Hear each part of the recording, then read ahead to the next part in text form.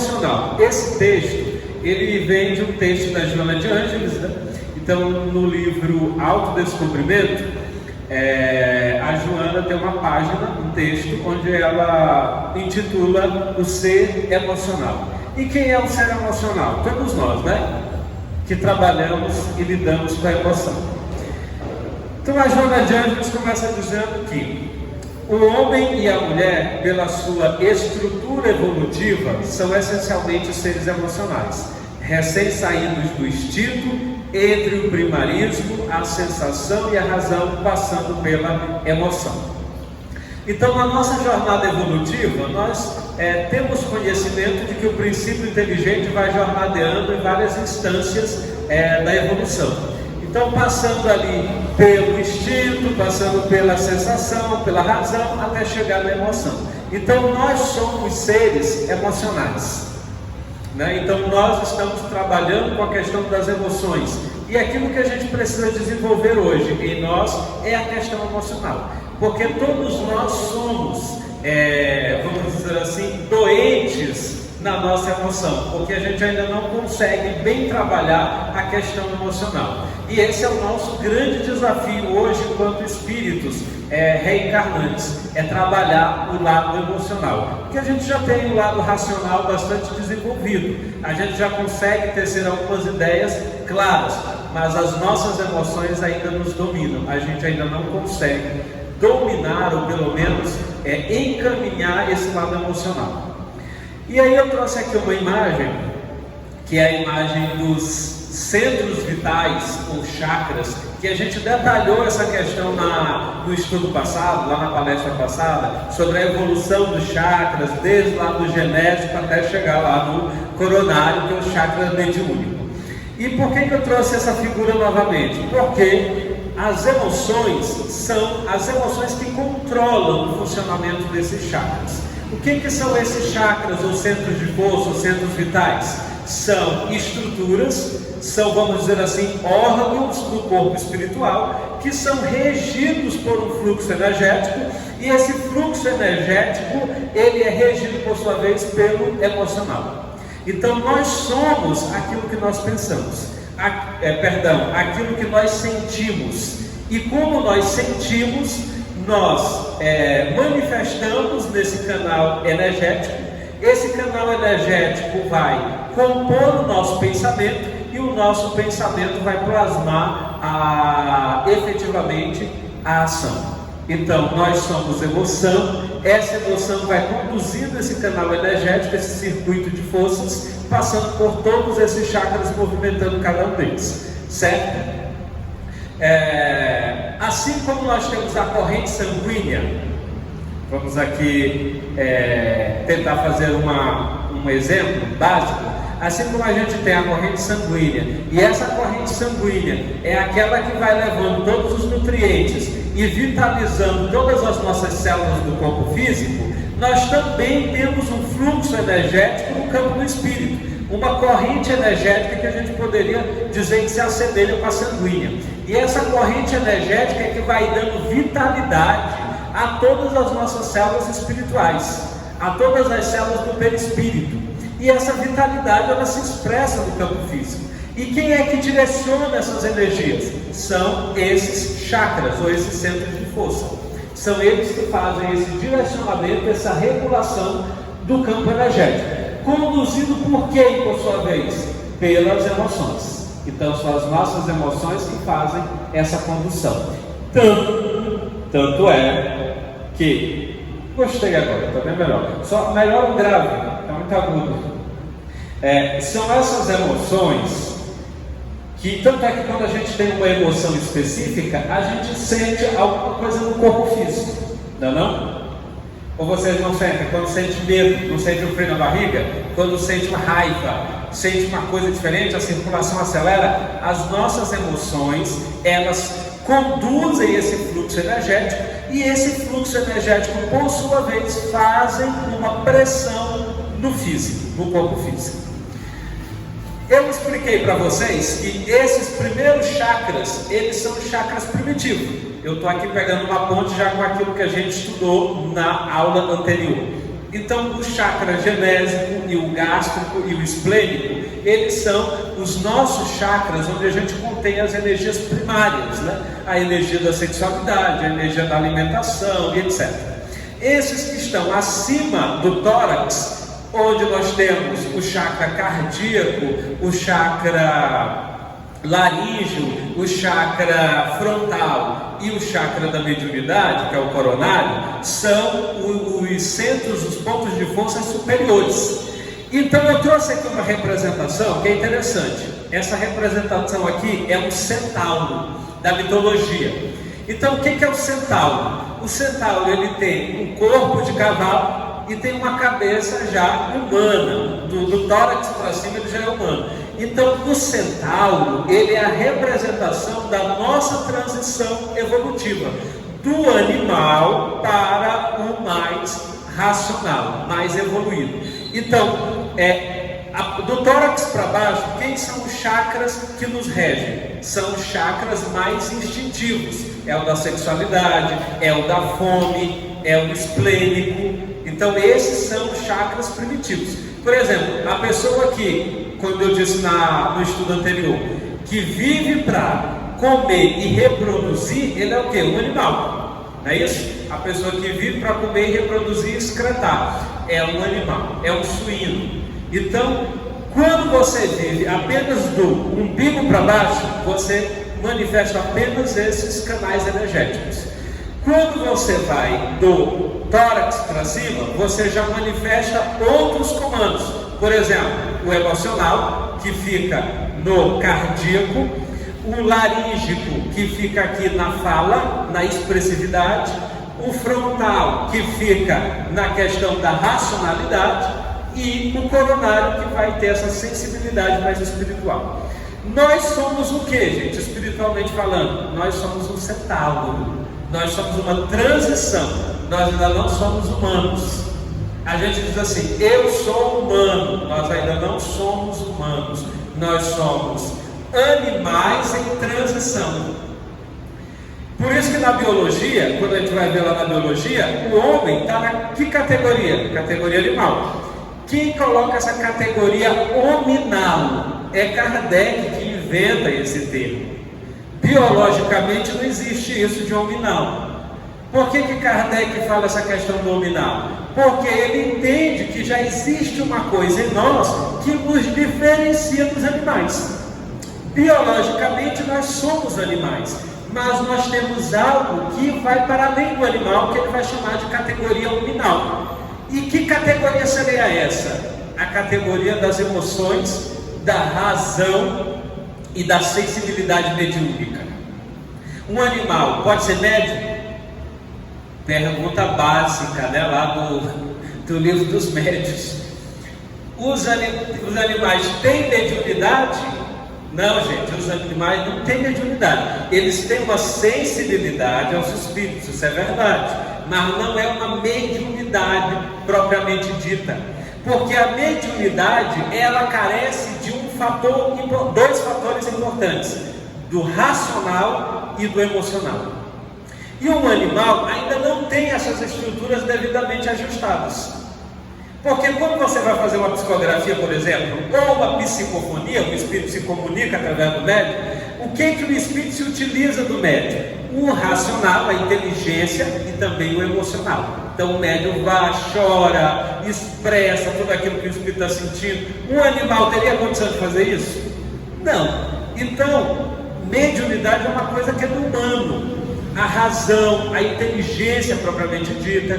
Então por isso Kardec nos coloca numa categoria diferente, a categoria hominal. Mas nós ainda não somos homens propriamente, nós somos um centauro. Nós somos a transição desse processo. E quando é que nós seremos homens? Homens no sentido de espécie, né? Homem e mulher. Quando é que nós conseguiremos essa façanha? Quando nós estivermos totalmente regidos do tórax para cima. Enquanto as energias do tórax para baixo nos conduzir, nós estamos mais para o animal do que para o nominal. Quando as energias do tórax para cima nos conduzem mais do que a do tórax para baixo, nós estamos mais para o nominal do que para o animal. Mas nós ainda somos transição. É isso que eu quero que vocês entendam. E aí a gente faz uma reflexão. Em qual categoria nós estamos? Mais do tórax para baixo ou mais do tórax para cima? Aí se a gente disser que é do tórax para cima, é arrogância, não é? Porque os nossos instintos ainda nos governam. Não é isso que os Espíritos dizem? Os instintos nos governam. Nós somos ainda movidos pelo instinto. O racional já está acionado, mas os instintos ainda prevalecem. Então, todas as vezes que a gente lembrar dessa figura do centauro, a gente lembra que nós somos animais em transição. E qual é o biótipo de humano que a gente conhece?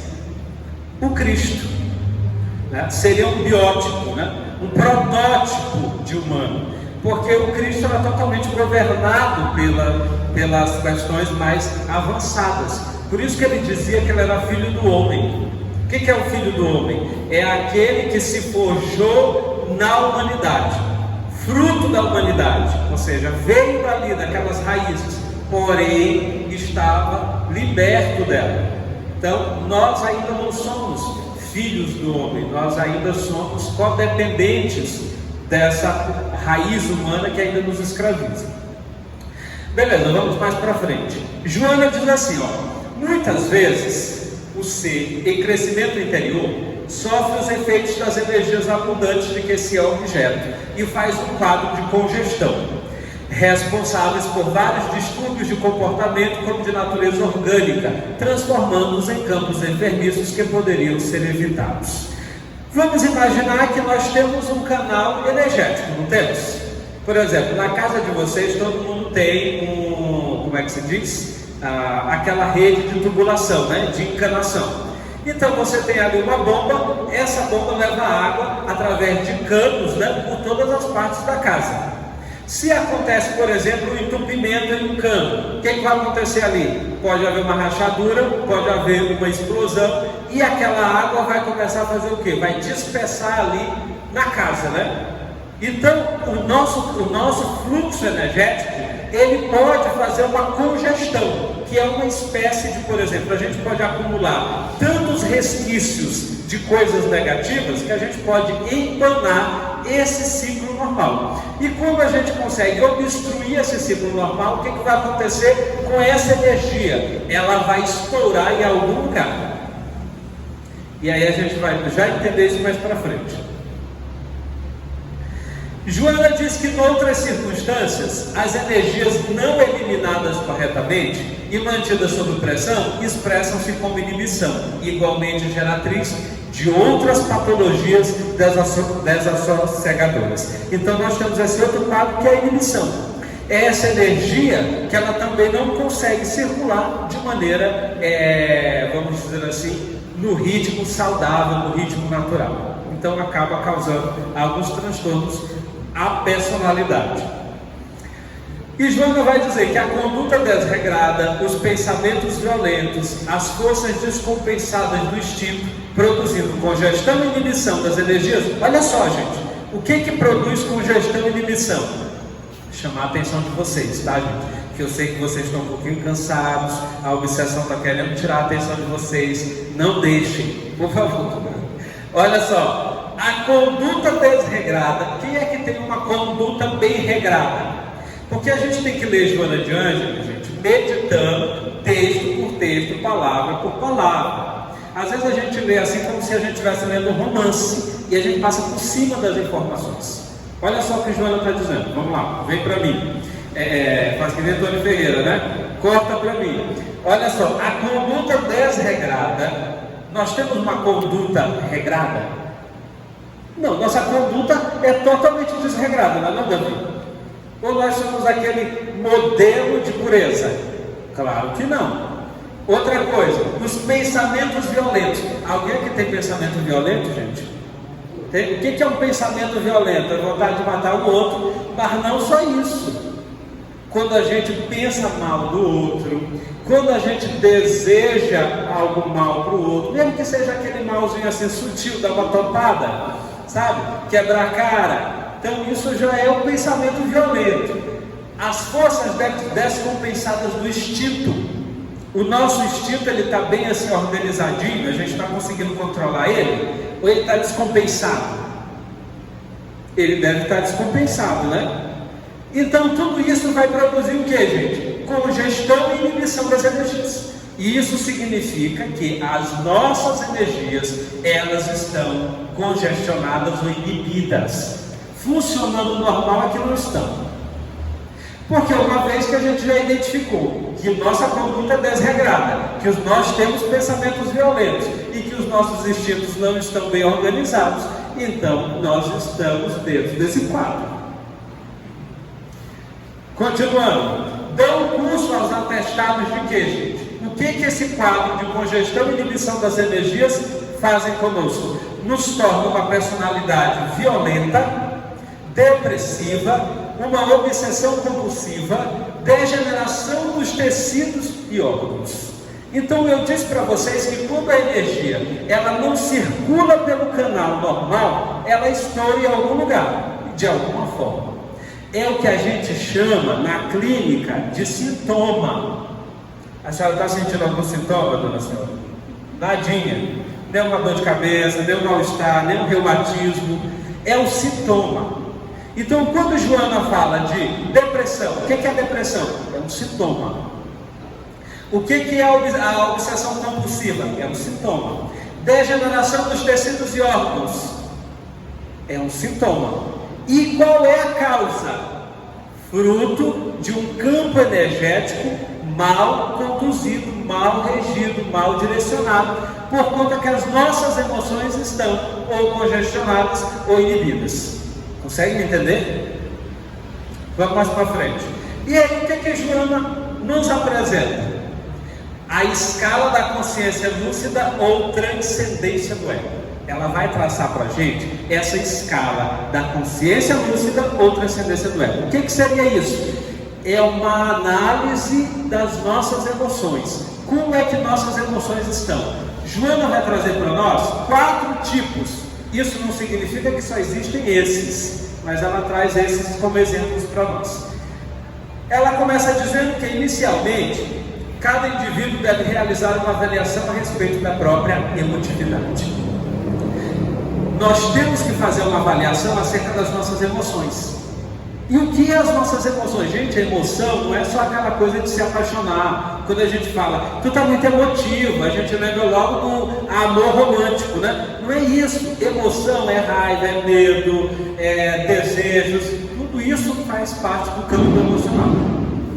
E como é que está a minha emotividade? Então, Joana pede que nós façamos uma análise da nossa própria emotividade. E como é que nós vamos fazer essa análise?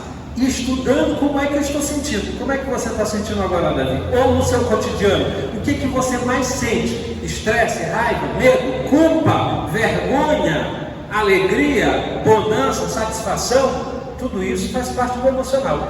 Então, que tipo de emoções eu estou acalentando e conforme como eu expresso essas emoções? Mas vamos ver aqui o que Joana traz para nós. O que Joana está trazendo para nós é uma evolução das emoções. Ela começa dizendo: a primeira emotividade é a embotada.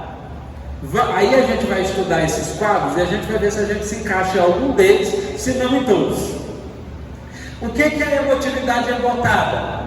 Não registra as manifestações da afetividade, buscando apenas as fontes das sensações ruins em cujo desbordar se compraz. Então, o que é uma emotividade embotada, gente? É uma emotividade que ainda não desabrochou, ela está embotada. O que é uma coisa embotada? É uma coisa que está incrustada.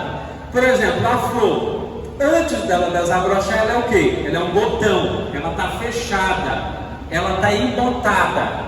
Então, quando as nossas emoções elas estão embotadas, nos gera o quê? Nos gera essa ausência de afetividade. O indivíduo que tem a emoção embotada, ele não sente afetividade. Ele não consegue se aperceber dessa afetividade. O que ele busca? As sensações. O que ele busca? A satisfação do prazer pelo instinto. Ainda não conseguiu desenvolver a verdadeira emotividade, ou pelo menos não se apercebeu disso, ainda não desabrochou. É o indivíduo que vive do tórax para baixo. Conseguem fazer o link aqui comigo? Então esse indivíduo, ele vive para quê? Ele vive para comer, para excretar e para reproduzir. É um animal. E que não consegue se vincular a ninguém. Quantas pessoas que a gente conhece dizem assim: mas eu não consigo me apaixonar por ninguém, me envolver afetivamente com ninguém, eu não consigo amar ninguém, eu não tenho esse carinho por minha mãe, por meu pai. Eu cuido da minha mãe por um desencargo de consciência, mas eu não nutri esse afeto. Então é uma pessoa que não nutriu a afetividade. Consegue me entender? Beleza. É uma emotividade embotada. Mas aí tem outro tipo de emotividade, a exaltada. A exaltada já é o oposto da embotada. Perde a diretriz do comportamento, deturbando quaisquer manifestações de carinho e perturbação e perturbando o discernimento.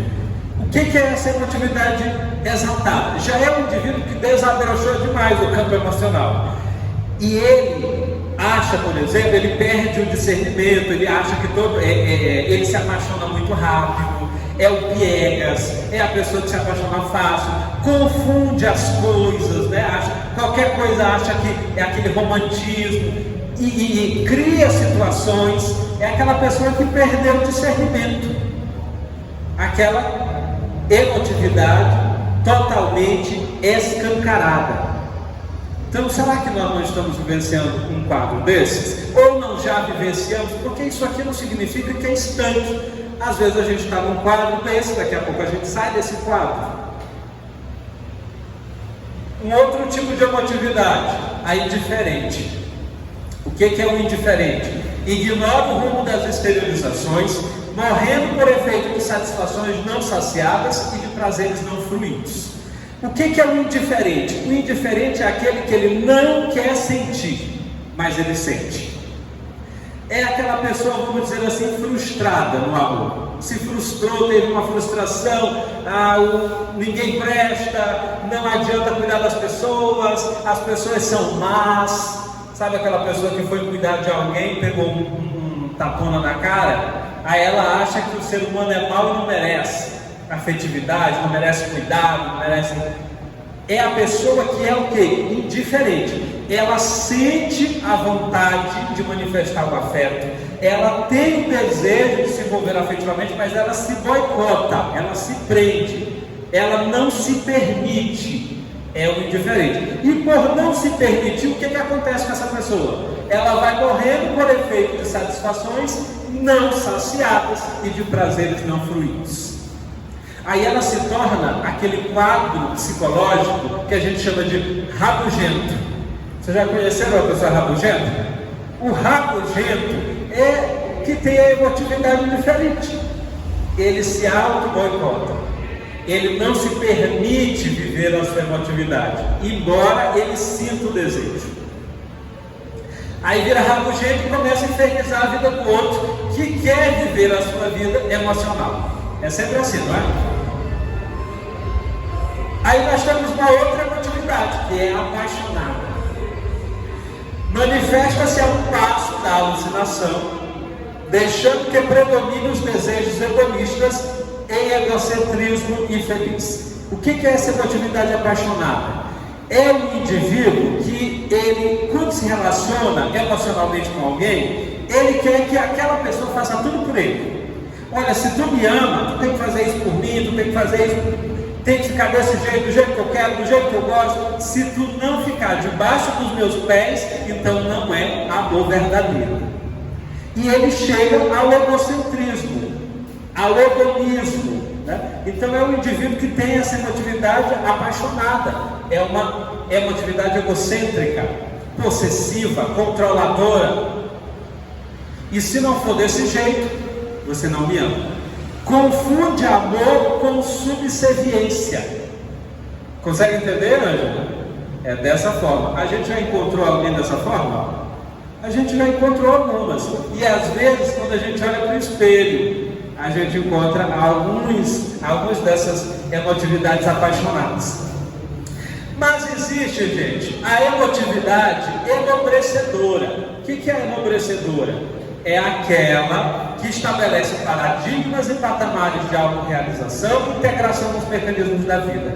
É um indivíduo que já entendeu o mecanismo da sua emotividade, entende o processo da vida, compreende que as perdas, as dores, as frustrações fazem parte do processo, não se vitimiza, não se prende no conflito. É tudo aquilo que nós não somos. Porque a gente adora se vitimizar, a gente se prende no conflito, a gente faz uma série de situações que estão distantes dessa emotividade mais nobre. Conseguiram entender esses tipos de emotividade? A gente se identifica em algum deles? Em alguns, né? Aí Joana traz um outro quadro para a gente, que é os desequilíbrios emocionais. Então, uma vez que a gente já entendeu esse processo das emoções, esse canal energético emocional e a inibição, a congestão e os quadros emocionais, o emotado, exaltado, apaixonado, etc. Então, Joana vai nos trazer alguns desequilíbrios que nos acometem fruto desse desregulamento emocional. Ela vai dizer o seguinte: quando a mente elabora conflitos, ressentimentos, ódios que se prolongam, os dados reagentes disparados desatrelam as células dos seus automatismos. Então, todas as vezes que a gente sente essas emotividades mais fortes, como o ódio, como o ressentimento, de maneira prolongada, que não é aquele ódiozinho, gente, porque eu estou com uma raiva de fulano agora, daqui a pouco passou, aí eu vou desenvolver um problema. Não, é aquele sentimento insistente, persistente, que você leva para anos na sua vida. Então, ele faz o quê? Ele desatrela as células dos seus automatismos. As células passam a trabalhar de maneira diferenciada, desgovernada, as quais degeneram, dando origem a tumores de vários tipos. Eu estou achando esse áudio muito ruim, tá bom? Porque não tem grave. Não tem como botar uma coisa mais grave? Não tem grave. Não tem? Certo. Tumores de vários tipos, especialmente cancerígenos, em razão da carga mortífera de energia que as agride. Então, desatrela o campo das nossas células normais, a gente passa a agredir. Porque como a gente sente, a gente leva para onde? Para as nossas células. As nossas emoções não conduzem o canal energético? Se a gente sente de uma forma, a gente agride de uma maneira específica esse campo celular. E esse campo celular vai causar algum sintoma no indivíduo, no ser humano. Aí Joana traz para nós alguns dos sentimentos, junto com alguns dos sintomas que podem desencadear. E aí a gente vai ver quais são as nossas futuras doenças, se nós já estamos tendo algumas delas. Acho que melhorou agora, né? Ótimo. Ou a gente também vai ver porque a gente vai morrer futuramente. Olha que legal, né? Aquilo que a gente está cultuando hoje é aquilo que vai nos matar amanhã, de alguma forma. Então vamos ver aqui o que Joana está dizendo aqui para nós. Antes disso, ela diz que determinadas emoções fortes, olha as emoções fortes que Joana coloca no quadro: medo, cólera, agressividade e ciúme. Alguém aqui tem ciúme? Nós somos excessivamente ciumentos, porque o ciúme faz parte do ego. Como nós somos egoístas, então nós queremos a posse. Isso gera ciúme. Gente, o ciúme é uma coisa. Depois eu vou fazer uma palestra só sobre o ciúme, porque eu acho o ciúme uma ciência. É uma coisa bem interessante, mas fica para depois. E eu me encaixo muito, porque é uma coisa que eu sinto muito, é ciúme. Eu sou extremamente ciumento, ao extremo. Não sabia, mas agora estou fazendo autoanálise, estou descobrindo. Então provoca uma alta descarga de adrenalina. E outra coisa, gente, olha só: ciúme, raiva, e medo andam juntos. Quando você sente ciúme, você sente medo, sente raiva.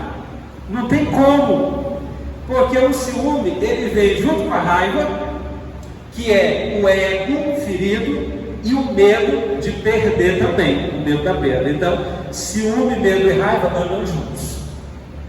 E imagina essas três emoções descarregando em nós cotidianamente. Não é aquele ciúminho de hoje, eu senti o ciúminho passou, aquele ciúme insistente, patológico, doentio, que vai agredindo o nosso corpo, a gente sente aquele frio na barriga, o pulso acelera. Já imaginou isso? Aí a gente só vai ter alguns problemas. Quais serão eles? Descarga de adrenalina na corrente sanguínea, graças às glândulas suprarrenais. Essa descarga vai fazer o quê? Essa ação emocional reagindo no físico produz aumento da taxa de açúcar, forte contração muscular e capacidade de coagulação mais rápida. A repetição do fenômeno provoca várias doenças: diabetes, artrite, hipertensão. Olha só, isso aqui são exemplos. Não quer dizer, gente, que a minha diabetes é por causa que eu senti muito ciúme. Mas o ciúme pode desencadear diabetes, mas outras coisas também podem. Porque os sintomas são genéricos, mas as causas, elas são específicas e individuais. Vamos mais para frente. Vinganças disfarçadas. O que é vingança disfarçada? Alguém aqui tem uma vingança disfarçada? O que é aquela vingança disfarçada? É aquela que você diz assim: eu não vou fazer nada, mas eu vou deixar que a vida vai tomar conta. Olha, tu vai quebrar a cara lá na frente. Não sou eu que vou fazer, mas a vida vai te dar o troco. O que eu estou querendo? Eu quero uma vingança, né, gente? Aí eu digo: olha, Deus é justo. Aí eu estou transferindo para Deus a minha vingança. Eu quero que Ele te puna para que eu tire a minha responsabilidade de fora. Então, nós temos várias vinganças disfarçadas. E essas vinganças disfarçadas, elas geram o quê? Voltam-se contra o organismo físico e mental daquele que as calenta, produzindo úlceras cruéis e distonias emocionais perniciosas, que empurram o ser para estados desoladores, nos quais se refugia inconscientemente satisfeito. Porque o nosso inconsciente se compraz. A consciência não. A consciência diz que, meu Deus, eu estou horrorizado, nossa, que pena, coitado dele. Mas no fundo, a gente está gostando. A gente queria um pouquinho mais, né? É isso. Todos nós temos isso, gente. Essa coisa meio sádica. Embora os protestos externos de perseguir sem êxito o bem-estar e o equilíbrio. Vamos um pouco mais para frente. Joana traz outros exemplos. Ideias não digeridas. O que são ideias não digeridas? São aquelas ideias que ficam martelando na nossa cabeça, as famosas paranoias, as neuras, né? São ideias que a gente não consegue digerir. Uma palavra que a pessoa diz para nós e que ficou ali martelando na nossa consciência. Isso ressurge em processos enfermizos como mecanismos autopurificadores. Angústias cultivadas. Alguém aqui tem alguma angústia cultivada? De alguma coisa, de algum acontecimento do passado? Todos nós temos, né? Essas angústias vão ressurgir na forma de quê? Distonias nervosas. Enxaqueca. Todo mundo aqui já sentiu a enxaqueca alguma vez na vida, né? Desfalecimentos, camuflando a necessidade de valorização e fuga do interesse do perdão. Então, é um indivíduo que não quer perdoar. O indivíduo que não quer perdoar e vem aquela dor de enxaqueca, vem vômito. O vômito é interessante, a enxaqueca é uma coisa muito interessante, porque a enxaqueca é algo que, do ponto de vista clínico, não é muito bem entendido. A própria medicina não sabe mais ou menos o que gera a enxaqueca, porque a enxaqueca nada mais é do que um expurgo energético. Lembra daquilo que o Joana estava falando? Das energias quando são mal direcionadas? A enxaqueca é quando a gente está cheio, já está congestionado, o organismo começa a expelir. Aí a gente sente aquela dor insuportável, aí vem a ânsia de vômito. Lembra lá de André Luiz? Quando ele vai lá para o hospital e os espíritos começam a regurgitar? É excesso dessas energias mal direcionadas e gera essa sintomatologia. E enquanto a gente não regula bem, aí a gente tem crises diárias de enxaqueca. Dispepsias, que são problemas digestivos, indigestão, hepatites, originam-se aonde? No aconchego do ódio, da inveja e da competição malsã. Todos nós somos competitivos, não? E muitas vezes essa competição ela é negativa, geradora da ansiedade, do medo, por efeito dos mórbicos conteúdos que agridem o sistema digestivo, alterando o funcionamento. Então aquela inveja que a gente acalenta, e gente, inveja não é só aquela inveja do dinheiro. A gente inveja, por exemplo, a gente tem inveja de, por exemplo, de beleza, inveja de uma pessoa que é feliz, eu não sou feliz. A gente inveja a felicidade do outro. Só que às vezes é uma inveja que a gente diz que é branca, mas eu não sei se tem inveja branca, né? A gente poderia fazer uma racionalidade em relação a isso. Eu acho que inveja é inveja. A admiração é diferente. Eu acho que a admiração é que é branca, mas a inveja é sempre negra. Então, tudo isso que a gente vai acalentando gera problemas patológicos no nosso organismo. Eu vou adiantando aqui um pouco mais, porque eu estou vendo aqui o nosso horário. Olha só, o desamor pessoal. Alguém aqui tem desamor pessoal? O que é o desamor pessoal? Aquela pessoa que se olha no espelho, se acha um lixo, que acha que a vida não vai para frente, não vai prestar, que não tem uma autoestima legal, né?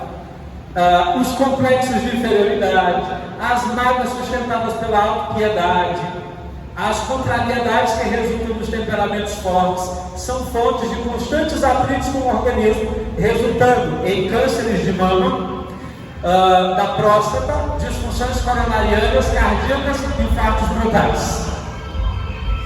Então, se a gente acalentar muito isso daqui, a gente pode desenvolver um problema nessas regiões, né? As mulheres geralmente um problema lá nas mamas, os homens na questão da próstata, disfunções coronarianas, né? E cardíacas e infartos fulminantes, problemas circulatórios.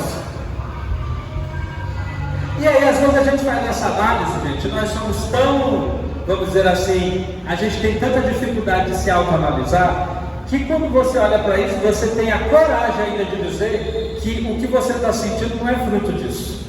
Nós ainda temos essa arrogância de dizer, porque a gente não tem coragem de se analisar e de admitir aquilo que a gente acalenta dentro de nós. E todas as nossas patologias, todas as nossas patologias, elas são frutos do nosso emocional.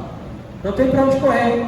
São as nossas emoções que estão doentes. E quando elas adoecem, o corpo também adoece. Não tem para onde. Quando nós estamos bem, o corpo está bem.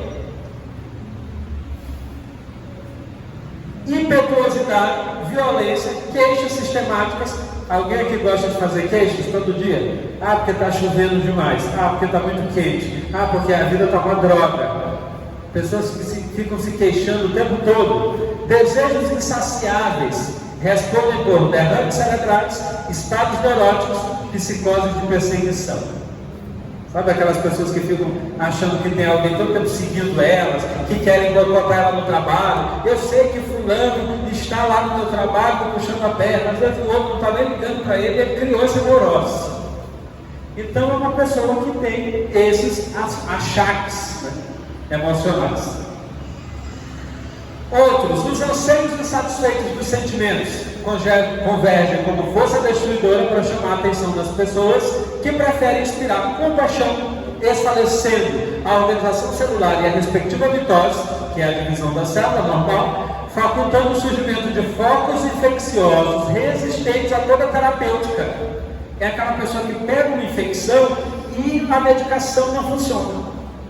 Às vezes está com uma infecção bacteriana, enche de antibiótico e nada resolve. Está com uma infecção viral, enche de medicação e nada resolve. Por quê? Porque o próprio organismo alimenta esses focos infecciosos e a medicação não consegue controlar. Porque aquela parasitose, aí a gente faz um link com a palestra anterior, elas estão alimentadas pelo nosso energético. E todas as nossas patologias, por exemplo, o nosso corpo, gente, ele é todo cheio de micro-organismos. A gente carrega bilhões de bactérias, a gente carrega bilhões de ácaros, de fungos, de vírus. Tudo enquanto é espécie de vírus, a gente carrega conosco. E por que a gente ainda não desencarnou? Porque o nosso emocional rege muito bem essa questão. Mas quando a gente tem, por exemplo, uma raiva, uma decepção, uma queda desse emocional, o que a gente desenvolve? A gente logo fica doente, não é isso? Aí vem logo uma virose, no sistema imunológico vai lá para baixo. Aí o fungo que você tinha normalmente na sua pele aparece, aí vem as manchas, aí aquele vírus que você já tinha no organismo se prolifera e começa a te agredir, ou seja, você cria um campo psíquico que favorece a alimentação desses indivíduos, desses micro-organismos. Todos nós carregamos essas mais diversas patologias. Todo mundo tem medo da lepra, né? Lepra hanseníase é uma doença que todo mundo tem medo, mas gente, todos nós aqui talvez já tivemos contato com o bacilo de Hansen. Está por aí. E por que a gente não está leproso? Porque existe pessoas que dentro do seu emocional, dentro da sua consciência de culpa de vidas anteriores, externalizam emoções que são próprias para a alimentação dessa parasitose. Todos nós temos contatos com as mais diversas. Coronavírus está aí. Eu estou limpo, nunca peguei. Será, gente? Ele passou pela gente, mas não se manifestou, porque nós estávamos bem. Nós não desenvolvemos uma psicologia que favorecesse essa proliferação em nós. E aí não houve sintomas. E aí, quando você faz um exame, nem o exame detecta, porque é tão o quantitativo é tão incipiente que não dá para ser detectado. Então tudo é uma questão do emocional. Agora vamos aqui, Joana traz alguns pontos para a nossa reflexão. Por exemplo, como se reage diante de si próprio. Então nós vamos ter 3 reações. Porque, gente, o que nos caracteriza é muito mais as nossas reações do que as nossas ações. É como a gente reage diante das situações que falam quem nós somos e não como nós agimos. São as nossas reações, elas que falam de nós. Então, como se reage diante de si próprio? Joana diz que torna-se essencial a análise cuidadosa a respeito das reações emocionais diante dos desafios: cólera, ciúme, mágoa, revide, ódio, inveja. Então essa autoanálise, quando lá na questão 919 do Livro dos Espíritos, Kardec pergunta qual é o meio prático para ser feliz nessa vida, e os Espíritos dizem: conhece a ti mesmo. E aí Kardec faz uma contra-pergunta que é interessante. Ele diz: olha, a beleza dessa máxima a gente já conhece. Agora, o difícil é como se conhecer. E aí o Espírito responde, interrogando a consciência. Como é que a gente se conhece? Já estava lá no oráculo de Delfos, não sei quantos mil anos atrás. Conhece-te a ti mesmo e serás feliz. Como é que eu me conheço? Lógico, a análise cuidadosa a respeito das suas reações. Como é que você está reagindo diante das situações? Aí a gente faz autoanálise e a gente começa a dizer: mas eu sou bom, eu sou uma pessoa legal, eu trato bem as pessoas, eu dou bom dia para todo mundo, eu não agrido ninguém. Aí a gente vai vendo só a casca. Isso não é autoanálise. Autoanálise é quando você vê como é que você reage diante de alguém que pisa no teu pé. Como é que você reage diante daquelas situações, cólera, ciúme, mágoa, revide, ódio, inveja. Quando ela chegou para nós, como é que a gente está reagindo? A gente fica de boa? Tranquilo? Não, a gente fica mal. E o que a gente acalenta dentro de nós? Uma série de emoções, uma série de pensamentos desconexos. Ninguém vai fazer diante do ciúme, ninguém vai fazer uma prece e dizer: ó Senhor, ilumina. O primeiro sentimento que a gente tem é a raiva, aquilo que a gente estava dizendo, é a reação. Então vamos analisando e vamos nos conhecendo. Mais para frente, a conduta em relação ao próximo. As reações diante do próximo serão resultados do hábito de como enfrentar situações inesperadas. Como é que a gente enfrenta situações inesperadas, gente? Diante do próximo. Aí Joana diz assim, fenômenos novos, jogos psicológicos desconhecidos, para que os conflitos não se expressem de forma de retraimento, suspeitas, narcisismo, aparência de conhecedor de toda a verdade, medo, etc.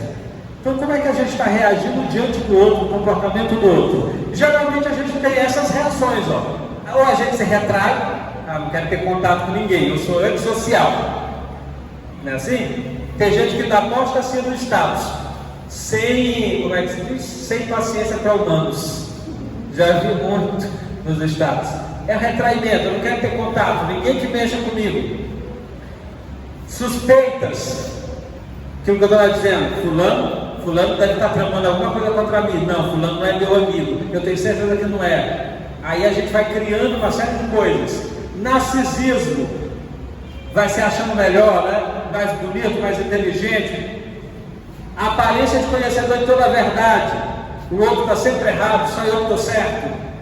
Medo. Então, como é que nós estamos reagindo diante do outro? Aí Joana finaliza para a gente de que forma desenvolver os valores íntimos em relação a si e aos demais. Como é que a gente desenvolve esses valores? Faz-se doador. É tão difícil doar. Faz-se livre de exigências, sem paixões dissolventes, vinculando-se e amando, ou liberando-se sem ressentimento. Ou coisa difícil, liberar sem ressentimento, constatando, porém, que em todo relacionamento há sempre uma bela aquisição de vida pela empatia que provoca, pelas expectativas que desperta, pela convivência enriquecedora. Então, essa é a forma das energias, das emoções enobrecedoras. Faz-se doador. A gente não quer doar, a gente quer o quê? Receber. Todo indivíduo que quer ser amado é solitário. Todo indivíduo que exige a afetividade é solitário. Porque o egoísta é sempre solitário. Aí eu estou dando trabalho agora com o meu câmera. O egoísta é sempre solitário. Quem é que está acompanhado? O doador. Porque quando você doa, você retém ao mesmo tempo. Mas a gente nunca quer doar. A gente não quer doar o quê, gente? A gente não quer doar a nossa compreensão. A gente não quer doar o nosso entendimento. A gente não quer doar o perdão. Porque para você conviver com o outro, você tem que fazer essas doações diárias. Se vocês não se perdoarem todo dia, vocês não vivem juntos. Porque todo dia a gente se agride na convivência. Não é assim? Sabe qual é a tática? A gente se agride de manhã, se perdoa de noite. Mas não dorme magoado, porque o dia que a gente dormir magoado, vai ser um problema. Porque aí a gente vai deixando para depois, vai acumulando. Nunca façam isso, os casais. Aqui nós temos um casal. Nunca durmam brigados. Sempre façam as pazes à noite. Briguem de manhã, à tarde, mas façam as pazes à noite. Com amigos, com companheiros de trabalho. Não deu tempo para eu falar, para eu olhar, fulano, manda uma mensagem. Ô fulano, desculpa, eu logo de manhã eu me extrapolei, desculpa. Antes de vocês dormirem. Então é assim, é a doação, livre de exigências. A gente está sempre cobrando do outro atenção, respeito, compreensão, que olhe do meu lado, mas a gente não está muito disposto para oferecer isso. Que mais? Sem paixões dissolventes. O que são paixões dissolventes? Aquelas paixões sem vínculos afetivos, aquelas famosas amizades superficiais, as amizades lá da farra, do rolê, não é assim? E aí quando você precisa, você não tem, porque você não criou vínculos. Vamos lá lembrar da obra do Pequeno Príncipe, que eu acho interessante que o livro Pequeno Príncipe é tão rico, mas as pessoas só citam o diálogo da raposa com o príncipe. É só o que a gente vê por aí. Aí outro dia teve uma amiga que postou o diálogo da raposa com o príncipezinho, falava da questão da amizade, né? Eu disse, não, tudo bem, isso aí eu já sei. Agora me explica lá no início do livro se aquilo ali é um chapéu ou é uma cobra. Para quem já leu a obra, né? Eu sei que alguns não leram ainda, mas tem uma série de interrogações, né? E as pessoas só postam essa. Pieguismo. Olha só, e o que é que diz lá no livro? A raposa pergunta para o príncipezinho, o que é cativar? Na verdade é ele que pergunta para ela, né? E aí ela diz, é criar laços. Laços afetivos. Aí tem a música espírita, não Paulo? Cativar é amar, né? É também carregar um pouquinho da dor. Olha que coisa, que legal, né? Então, sem paixões dissolventes, vinculando-se e amando, ou liberando sem ressentimento, que é o mais difícil. Porque a gente diz assim, vai, sai da minha vida e a gente guarda a mágoa. Não, sem ressentimentos. Perdoa, te limpa. Se o outro te traiu, te pagou, o problema é do outro. E isso, gente, não é uma coisa que a gente faz assim rápida. Isso é cotidiano. Isso daí são hábitos. É todo dia a gente trabalhando esse sentimento dentro de nós. Senão a gente não consegue se livrar dele.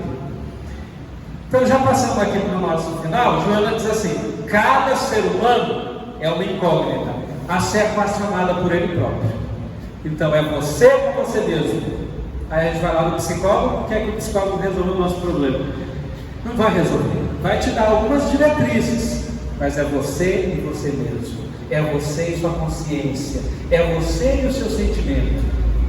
Porque o nosso trabalho, ele é individual. Vamos lembrar aqui o que Jesus disse: faça por ti, que o céu te ajudará, né? A gente tem uma ajuda, um apoio, mas ninguém vai fazer por nós. Enquanto a gente não se resolver por fazer, a gente não vai avançar. E aí Joana termina aqui para nós com uma frase interessante: cumpre desse modo ao homem e à mulher, seres essencialmente emocionais, a canalização dessa força dinâmica para a autossuperação, constatando que ninguém em fase normal do desenvolvimento passa sem vivenciar o alto potencial da emoção. O que é o alto potencial da emoção, gente? É o amor. A gente precisa aprender a amar.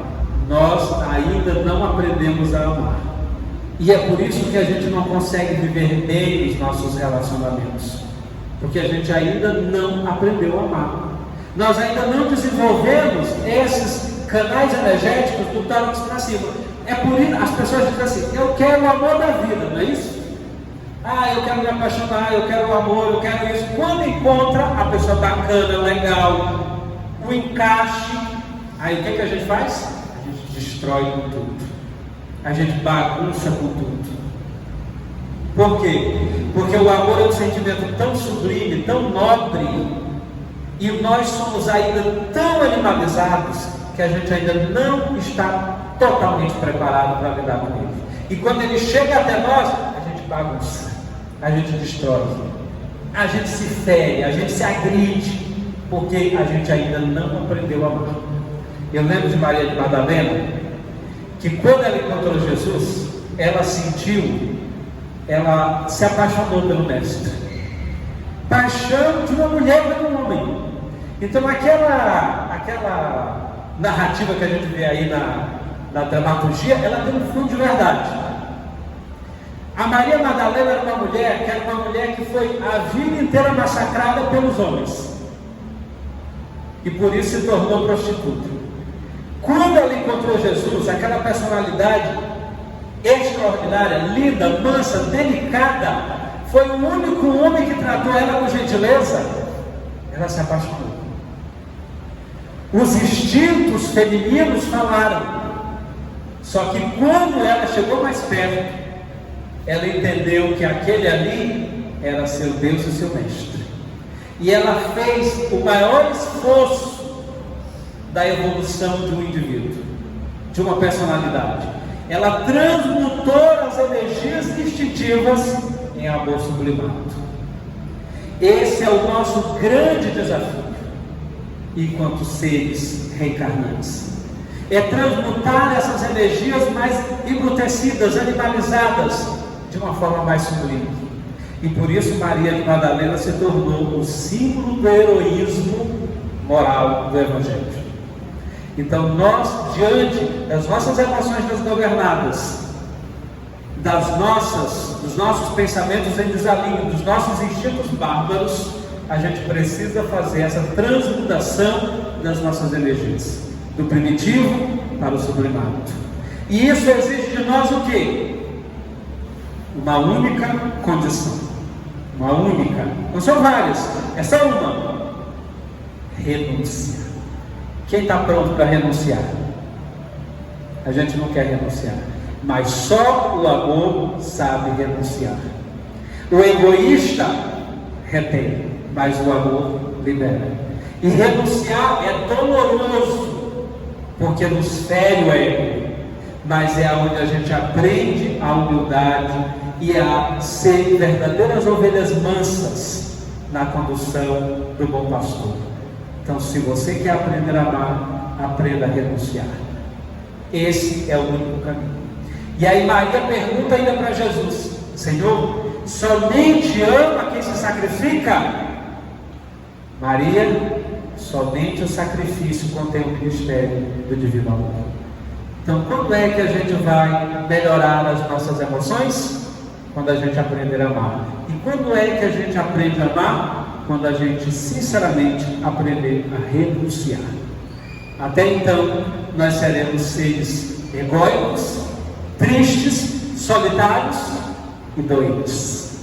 Muito obrigado, muita paz. Saúde para vocês e para mim.